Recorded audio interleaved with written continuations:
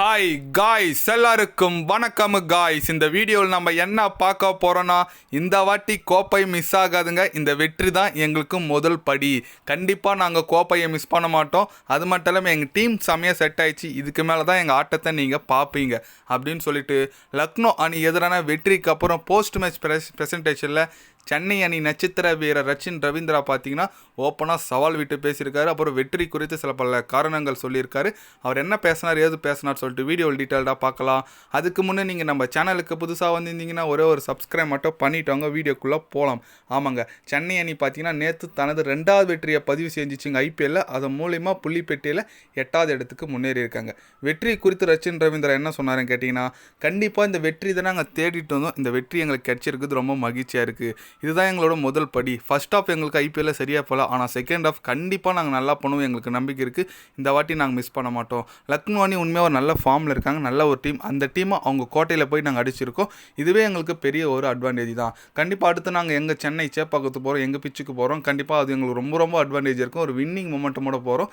அடுத்த வாட்டி நாங்கள் இந்த போட்டி மிஸ் பண்ண மாட்டோம். கண்டினியூவாக நாங்கள் வெற்றி பெற்றால் மட்டும்தான் பிளே ஆஃப்ஸுக்கு ரேஸில் நாங்கள் இருக்க முடியும். அடுத்து வர போட்டி எல்லாமே எங்களுக்கு நாக் அவுட் போட்டி. அதனால் இந்த வாட்டி சென்னை அணிக்கு கோப்பை வென்று தரது மட்டும்தான் என்னோட நோக்கமாக இருக்குது அப்படின்னு சொல்லிட்டு நம்ம ரச்சின் ரவீந்திரா பார்த்தீங்கன்னா தலைமை செமையாக பேசியிருக்காருங்க. கரெக்டுங்க. ரொம்ப நாள் கழிச்சு ஒரு வெற்றி, 5 தோல்வி தொடர்ந்து ஒரு வெற்றி கிடைச்சிருக்கு. இப்போ 7ல் 2 ஜெயிச்சிருக்காங்க. அடுத்து இன்னும் ஒரு 7 போட்டி இருக்குது சென்னைக்கு. 7ல் குறைஞ்சபட்சம் 6 இல்லை 5 ஜெயிச்சா இது ஒரு வாய்ப்பு இருக்குன்னு சொல்லலாம் பிளே ஆஃப்ஸுக்கு. 6 ஜெயிச்சா கன்ஃபார்ம், 5 ஜெயிச்சா கொஞ்சம் அதை ரன் ரேட் மூலிமா பார்க்குற மாதிரி வரும்.